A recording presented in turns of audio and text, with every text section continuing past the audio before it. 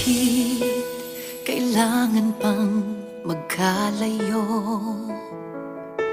Bakit kailangan pang iwan ako?